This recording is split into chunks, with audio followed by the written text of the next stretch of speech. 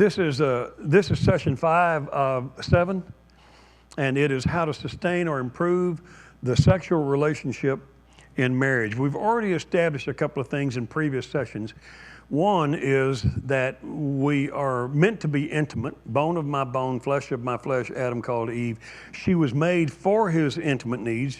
He didn't require her to till the garden and name the animals. That's just figurative language in the Bible to show that he didn't make her to be a partner like, a couple of mules hooked up to a yoke.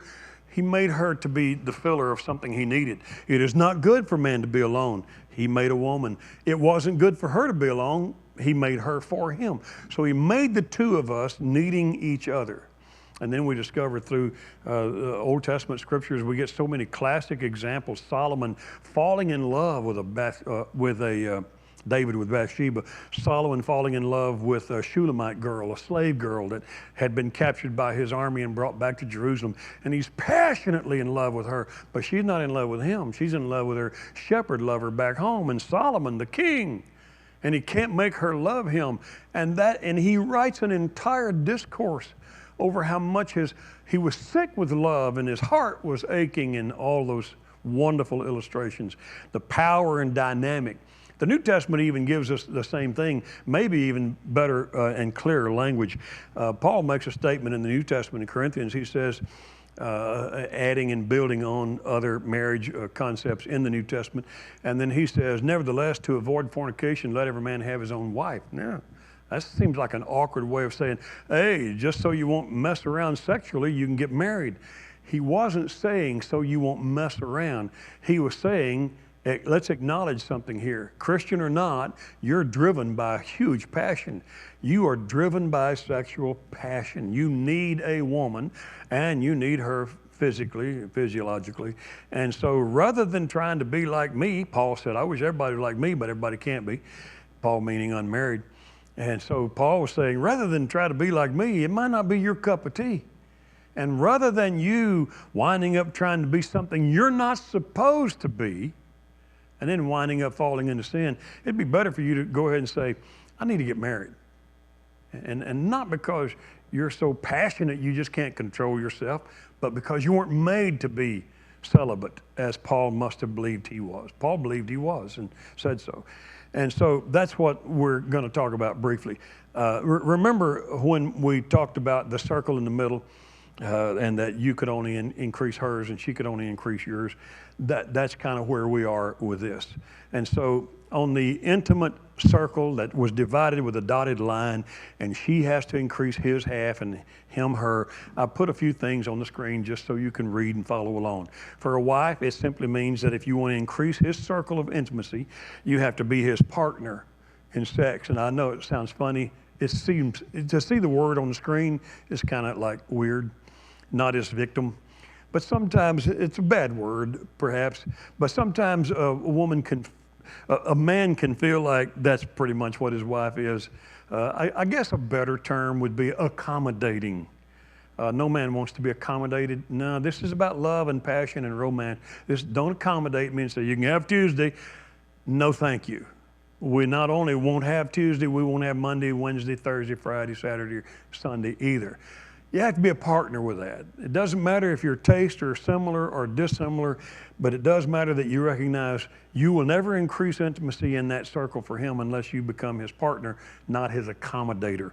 Number 2, don't criticize his sexual needs and appetite and him maybe always handsy and wanting to touch you and do other things.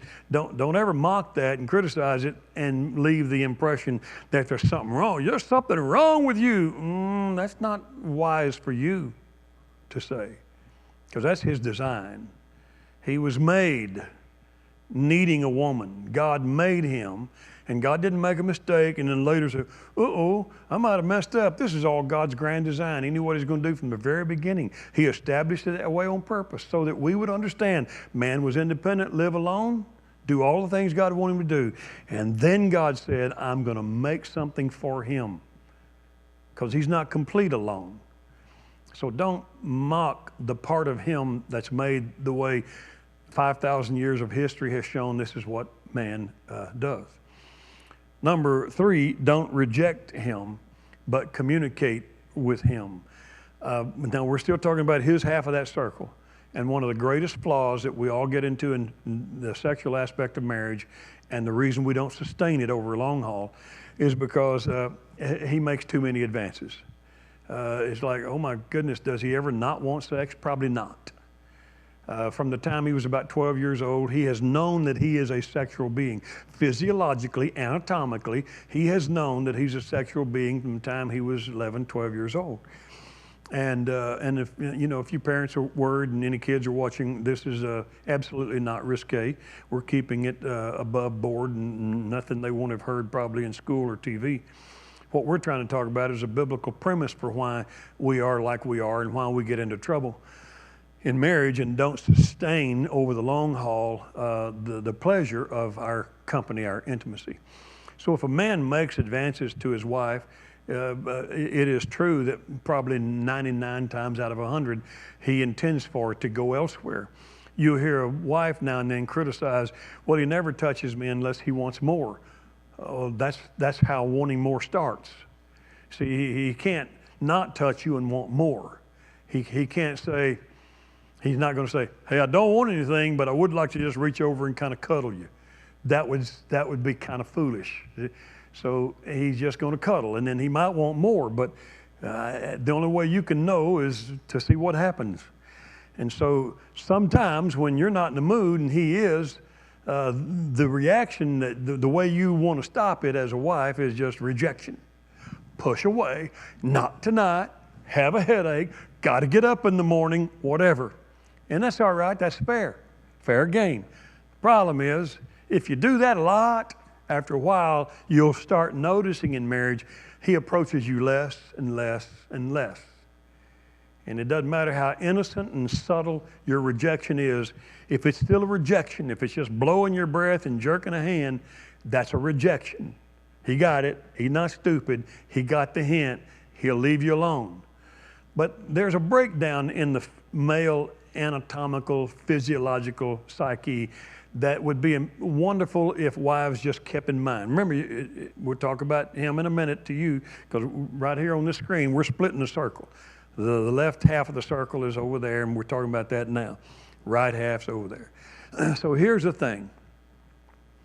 Physiologically, anatomically, you get it, I think. When he is in the mood, he is in the mood physically and anatomically. It's there.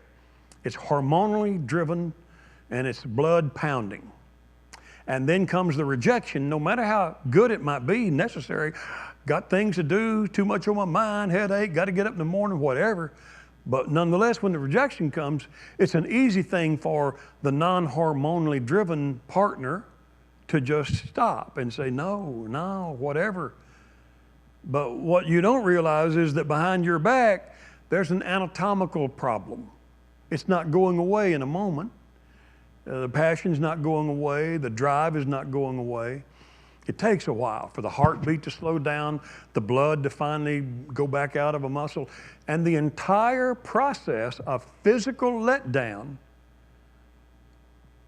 results in a lot of bitterness and resentment and anger over not being understood and not having a reason to reject. Because it's not like he just, okay, never mind, turn over, turn the light off, bling, whatever. No, there's a physical reaction that must take a process of time. And then if like 10 minutes later, you suddenly think, oh, I probably was rude in the dark, and you reach over and kind of want to be a cuddle buddy, guess what? He had to play a mental trick to kind of make everything go away. He had to make his mind, make his body and his heart and the pound, I don't mean his heart emotion, I mean the muscle. He had to play a mental game to turn the lust off, to turn the drive off, to turn the need off. He had to play a mental game in bed in the dark.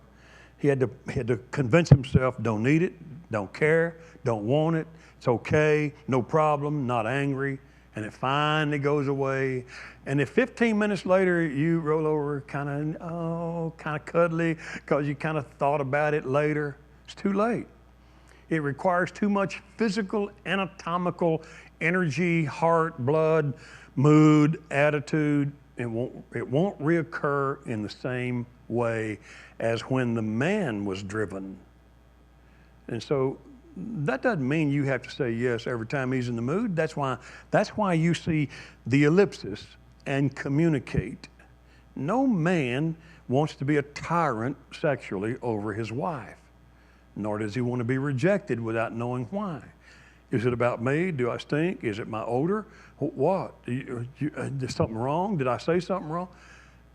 Every man who has a passion toward his spouse, and then his spouse is not going to return that passion, needs to know why. It just needs to be expressed. It needs to be expressed kindly and lovingly. It needs to be expressed with a hug or an embrace.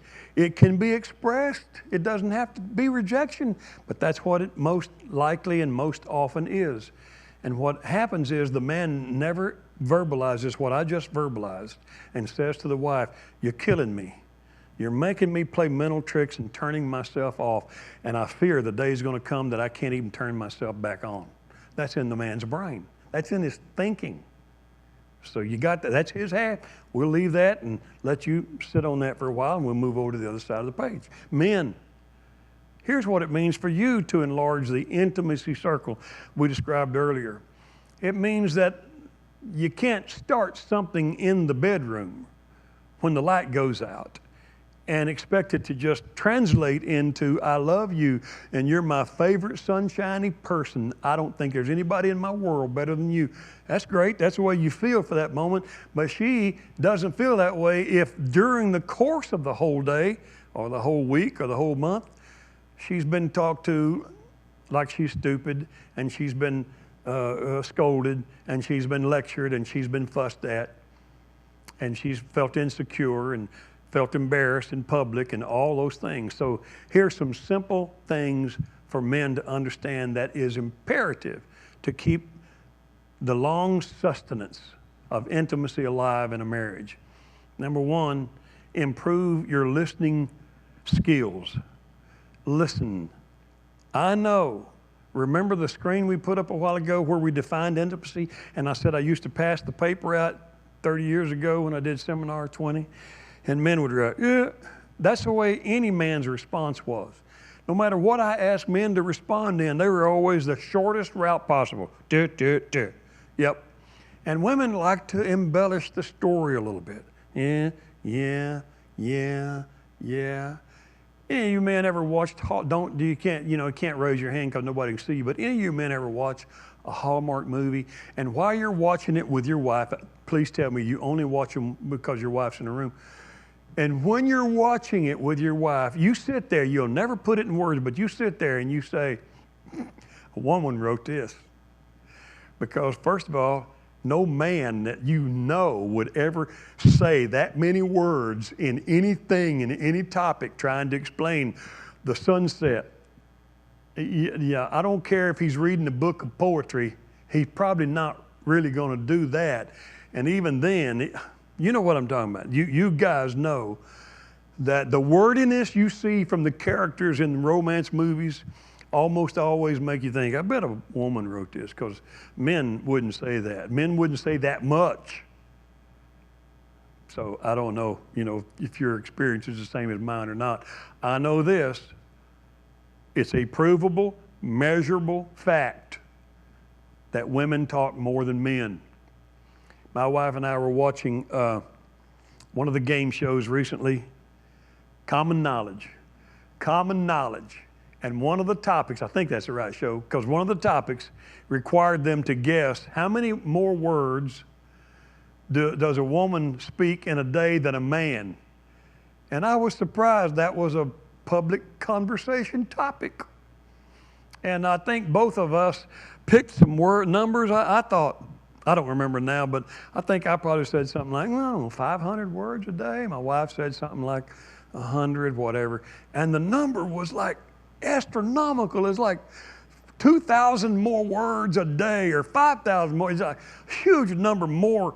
I don't know who counted these words. I don't know how they arrived at that. It was just a game show. I'm not going to hold that up as fact. The point I'm trying to make is it doesn't matter how many words more she speaks than you. If you really want her to respect you and appreciate you and value you over long years of marriage, you got to start improving your ability to listen when she starts talking. You have to learn to listen. Number two, you got to share the home load. I know how we do this when we first get married. The garage is mine, the house is yours. Yeah, except that every time you walk in that house, you're picking up a plate, you're putting your underwear on the floor, you're setting the glass down on the coffee table, you're eating out of a plate. I mean, you make a mess in every room you walk in. And typically, she doesn't walk in your garage. Well, I say typically, I'm just going to leave it there. Typically, she doesn't walk in your garage and make a mess in your garage. She typically doesn't do that. I mean, my wife might store some Christmas decoration there, but it's cute. God bless her, it's sweet. But she doesn't come out there and mess with your tools, and she doesn't mess things up in your garden with your tools, and she doesn't mess up but you do the house. You poop in the toilet, and sometimes you don't clean the bowl out, and you know it needs to be cleaned. Somebody clean it. Who do you think somebody is? Clean it. Don't throw your clothes on the floor and wait on her to pick them up. And don't leave a glass on the coffee table because you just know the fairy will come in and move it, and all those kind of things. It's something, I don't know why. This is one reason I like the idea of leaving mother and father from the Genesis account, and they had no mother and father, so it sets the dynamic of you need to be an independent person. You need to already be learning to take care of yourself. A boy that never washed his own clothes, washed his own dishes, cooked his own dinner, cleaned his own room, done his own stuff, is probably not going to make a good spouse or a companion. We have to learn to share the load in life. The older you get, the easier it gets. I will tell you that. It's a lot easier for me now than it was when I was young, because my brain kept thinking all the stuff I need to go do at the computer and in the car and whatever. But as you get older, you also can change the dynamic of your brain a little bit, and you don't start thinking so much as, I just want her to know I respect her and value her. You know, you get old like me, you start thinking, she might die one day, I better make sure I know how to turn the stove on. That's not a good illustration. I'm sorry I even said that one. I'll say it for her. He may die one day, I better make sure I know how to, well, never mind, I do everything anyway. You got it. Number two, share the home load. Number three, you need to be in acceptance of her emotions. Don't mock her emotions. Don't criticize them. Don't shame her because she'll cry over something you won't cry over. That's the way she was made by God. She brings that aspect into you. You weren't made to have to worry about that stuff. Mentally, emotionally, we don't have any record you even had emotions until she was made. First time we see anything endearing from Adam is when he said, bone of my bone and flesh of my flesh, this woman is me. And so that was the first act of embracing anything we see is when that happened. And so I simply say that to say we're all made in God's plan.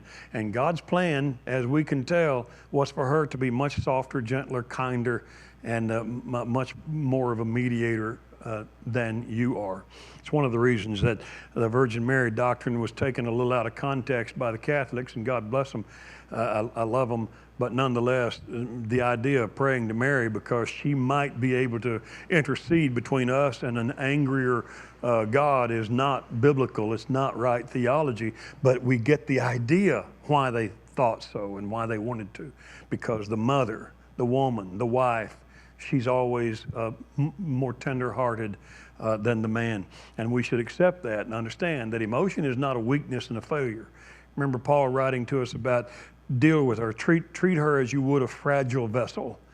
And so we should learn that their hearts break a little easier than ours do. Their emotions get a little more wrapped up in things than ours do. And it's not a fault and a weakness, it's design. So we need to learn to embrace it and accept it. And then number 4, we need to increase. Yep, that's a typo on the screen. We need to increase. Put a C in that increase. We need to increase non-sexual intimacy. I'll change that word. intimacy. We need to increase non-sexual touching. We need to increase non-sexual communication. We need to increase non-sexual kindness. In other words, we should not wait until it's bedtime before we put on a nice tone of voice. Hey, what you doing? Where you at? You fixing to go to bed? That's the wrong time of day to put on your first nice voice of the day. We need to learn how to speak spirit-soothing words, kind words, encouragement, and that sort of thing needs to become part of our habit in treating our wives that way instead of just something we put on a few minutes before bedtime. And so, we'll look at, I don't know if I think that was a mistake screen. So we'll look at 6 ways to make a spouse feel special. This is not just her half and his half, this is both of us. Number 1, I did this in a seminar, and I can't remember how long ago the last time I did it. And I did it because I was running out of things to do, and I just thought this would be funny, but everybody will get it, but at least it'll do. And I had everybody that came into a seminar all got a little piece of paper that had things on it for later, numbered blanks. And when I came to one session similar to this, I said, all right, you see number 12 there, that blank line?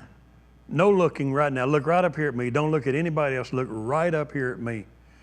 And all I want you to write in that, probably 15 couples in that seminar, and I said, all I want you to write in that blank right there on number 12, don't look over at your partner. Don't look anywhere. Look right down at the paper. Right now, what color are your spouse's eyes? How hard is that? I mean, everybody knows the color of their spouse's eyes: brown, blue, green, hazel, black, whatever. You know the color of your spouse's eyes. And I kid you not, it was the first time I'd ever put that question on, and I don't even know why I put it in other than I was just trying to fill in a blank on another lesson. And I stood there watching them, and I literally saw a couple of men hesitate and then try to glance over. And I saw a couple of women do like this. Might have even said, don't look, don't look. And sure enough, when I said, all right, don't erase them, just call them out. Let's see if you got them right. Tell each other. And there were like 4 women in there about to slap their husbands. He didn't know the color of my eyes. And that did surprise me. I figured everybody would know. So I'm asking you're at home, you might have already looked around, but I'm asking you, do you know the color of your spouse's eyes? And if you have to go look again and you're not sure, you know what that tells you about you? You never look in their eyes. You don't look at them. You look around them. You look past them. If you even look that direction, you don't really look. Now, this day and age, I don't mind telling you, I know it's easy to marry somebody and not know what they look like because you've never seen them. This is what we do right here. And this is how we talk. And the kids need to do what? Right. Well, won't you take care of that, okay? Yeah, no, just whatever you think needs to be done, that's fine. Just take care of it. Sure, yeah. We marry people and don't know what they look like. And you can absolutely spend years with a spouse, grow into a habit of not really communicating, not talking, not listening, not looking in their eyes.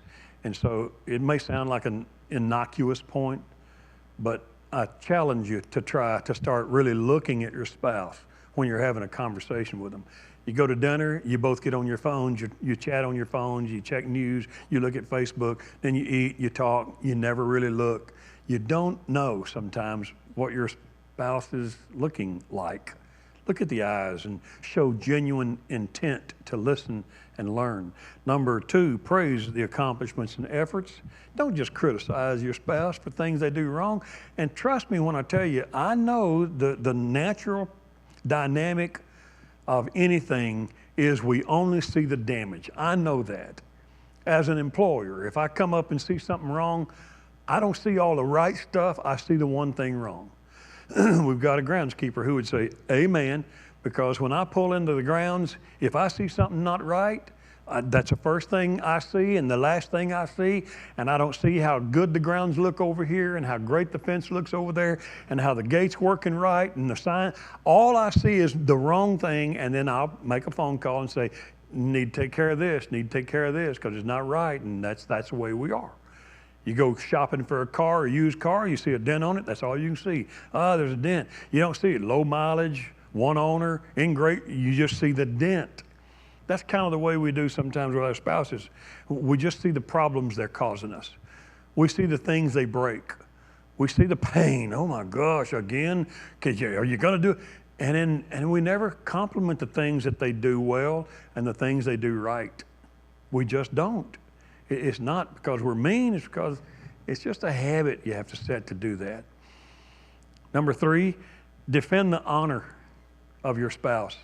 Now, I put faults on there as a negative thing. Don't defend your spouse's faults. Just be silent. I've heard people say, and I'm welcome to be wrong on this. I've been argued with on it before. I defend my wife. I don't care if she is wrong. Well, I won't defend mine if she's wrong, and I don't want her to defend me if I'm wrong. But I don't want her to shame me in front of somebody because I'm wrong, and I won't do that to her in front of someone if she's wrong. You're not supposed to defend. Two people sinning doesn't make, hey, 2 negatives make a positive. No, they don't. And if you're wrong, you're wrong. But what happens a lot of times is we just don't defend the honor of our spouse. You got to love your spouse no matter what they are, what they're doing, what they got involved in. You got to love your spouse.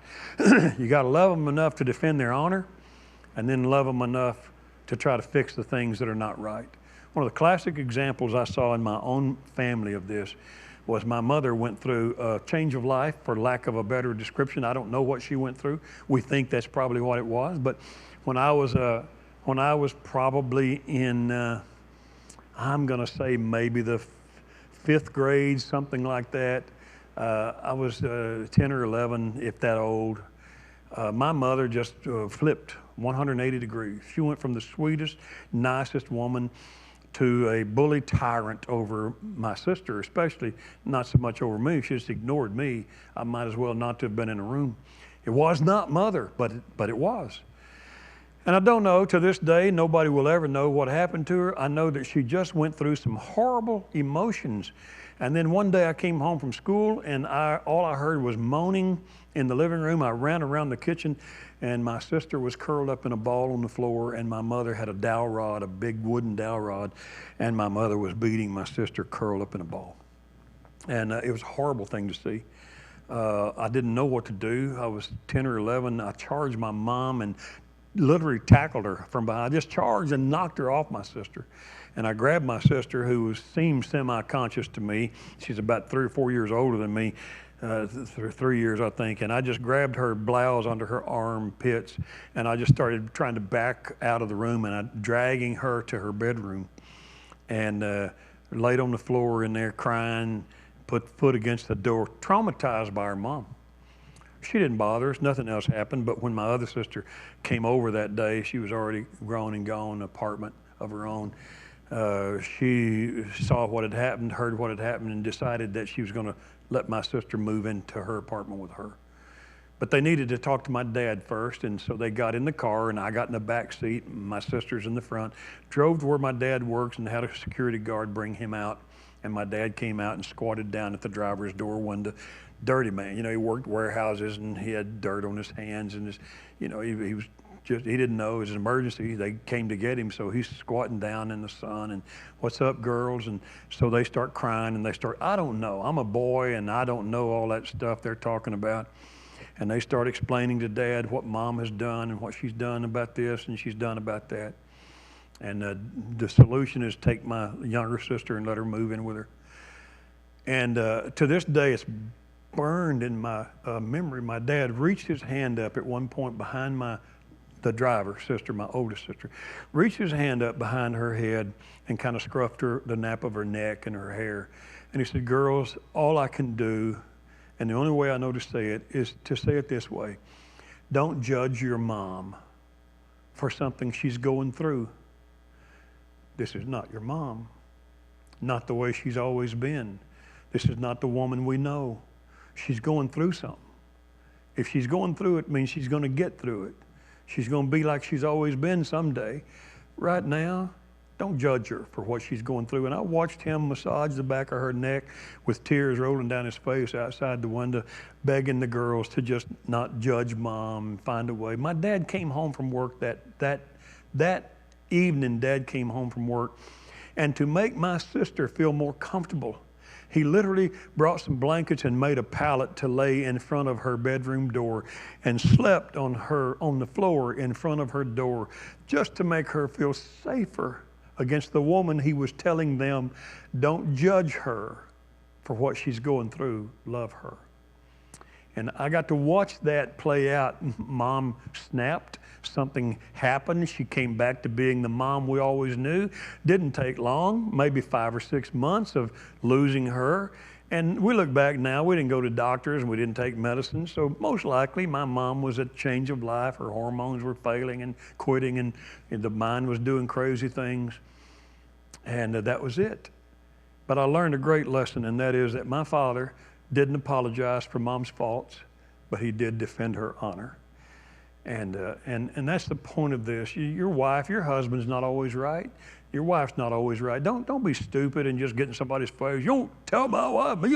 If your wife or husband was wrong, just let them be wrong. But remember to defend the honor. That person is the person you loved when you married, and it's very possible to defend the honor and not go along with bad choices and bad mistakes. Separate those two things and never quit defending with honor the honor of the person you married. Number 5, don't get in the habit of habitually correcting. Did I skip number 4? Number 4, share a private joke or an inside knowledge now and then. Hey, once in a while you need to just share funny things that you won't go in nowhere else.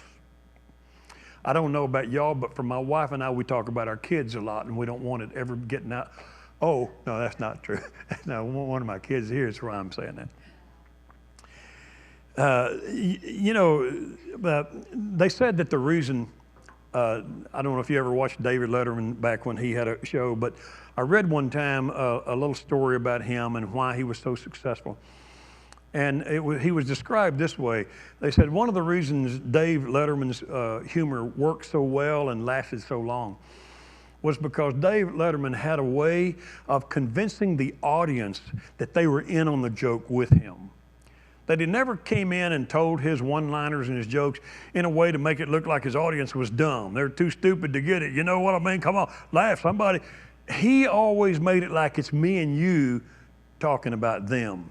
And so he made his audience feel that he and they were already in on the joke that he's kind of telling. And that's why they said his humor and his style of it lasted forever.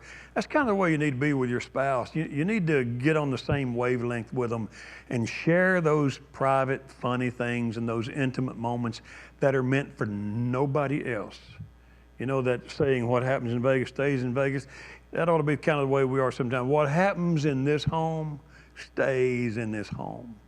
And that just needs to be because you can communicate openly and without fear that it's ever going to be blabbed and told by the other. Number 5, don't get in the habit of correcting your husband all the time. Just don't. Don't get in the habit of telling your wife she's stupid and here's the way it is. Don't do that. Just don't. It doesn't matter if they start telling a story and they got a couple of facts wrong. It will be a whole lot less noticeable if they just tell the story and finish it and everybody chuckles, ha, ha, ha, than it will be if you start saying, no, it was red, it wasn't blue. No, there were 4 of them, not 3 of them. Nobody cares about the details, but they will care that you never let him finish or you never let her get through it because you just had to make sure you were telling it all right. Sometimes we do it without meaning to. Sometimes we do it, like my political point of view is better than his or hers. So here's the, man, I don't know how some marriages are surviving right now with social media being what it is and husbands and wives having different opinions on social media. Hopefully when they get home, none of that's ever brought up and we just leave it alone. Don't habitually correct your spouse. And then number 6, once in a while, you ought to surprise your spouse with something that you know he or she wants. I'm not talking about something that has to cost a lot of money. There's a subtle point behind number 6. The only way you can surprise somebody with something that they might want is if you get to know them well enough, you know what they would want. I've done this in marriage seminars over the past years where I just, like the eyes a while ago, what color her eyes, I've asked, what is your spouse's favorite color? You'd be surprised how many wrong answers are on that. And it's no big deal, but it's like, they don't know. They really didn't know. If you, my granddaughter and I got to take a trip to Las Vegas, just the two of us, for my 70th birthday, is that right? 70th birthday and her 21st birthday. And it was her idea, and I loved it. It's the best trip I've had maybe ever. We just had a great time. But when we got there, our habits are different. She's a girl, I'm a guy. And so I'm not going to talk about hers, but I will tell you mine. I traveled for a while, flew a lot of miles to seminars in 22 states, and I don't know how many cities in those states for, just miles and miles and miles and miles, always packed and ready to go.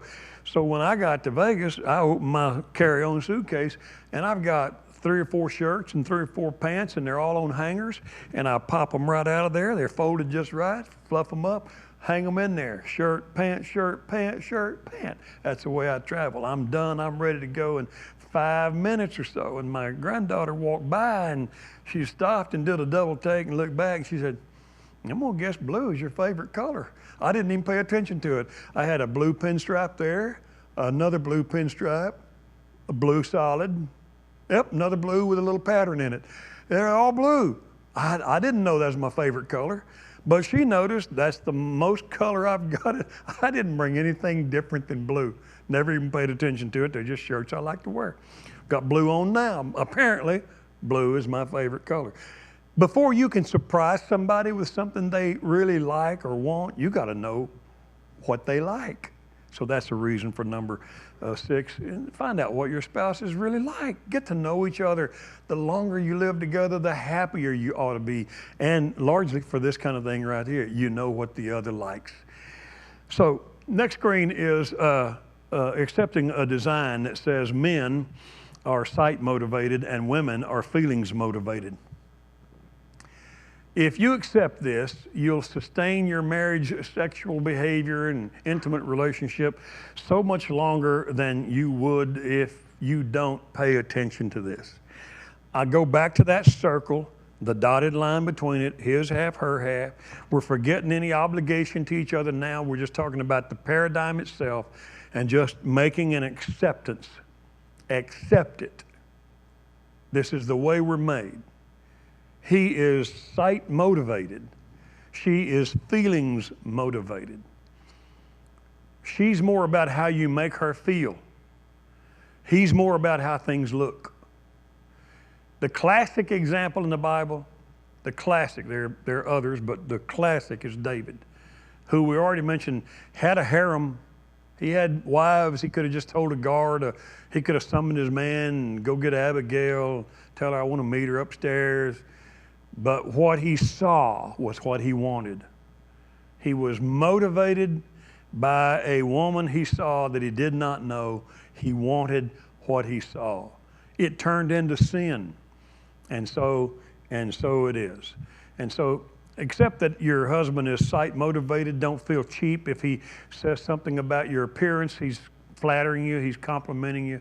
Accept that she is not aroused by how you look. She's much more aroused by how you are and how you behave and how you treat her. I have watched women cringe over their husband's behavior in public. We have sat in restaurants.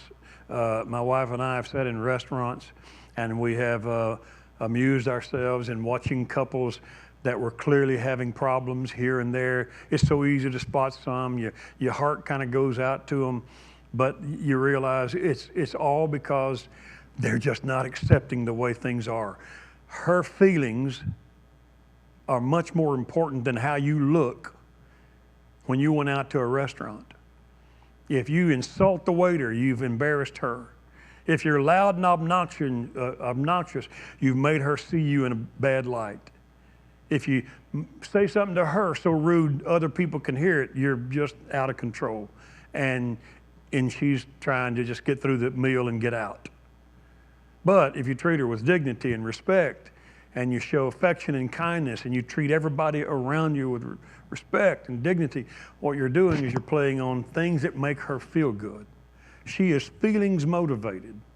He is sight motivated. So accept that. That concludes session 5. And the next session, session 6, will be on marriage killers.